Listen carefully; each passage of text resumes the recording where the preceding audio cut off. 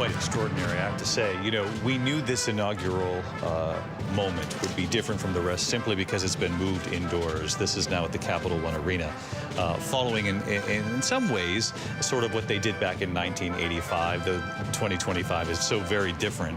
And you're looking at Donald Trump's supporters here, President Trump's supporters, and just look at how close they're able to get to the 47th president of the United States, how accessible he is to them. And in many ways, that explains a lot of the movement behind Donald Trump, is that he says things and he has been a fighter on the issues that connect in many ways to so many people, and they've shown up for him in this arena.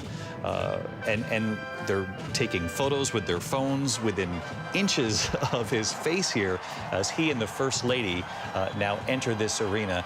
And Rachel Scott, if you can hear me, I'm just curious, who got tickets to this?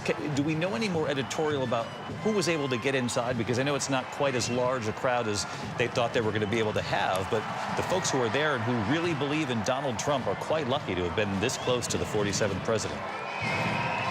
And David, it is very hard to hear you because, as you can tell, this crowd is roaring. They have been waiting for hours for President Donald Trump. I talked to one woman who stood in line starting at 2:30 a.m. But David, you are right. I am struck by just how close these supporters were able to get to the President of the United States. And he is taking this moment in an inaugural parade that has somewhat of a feel of a political rally, David.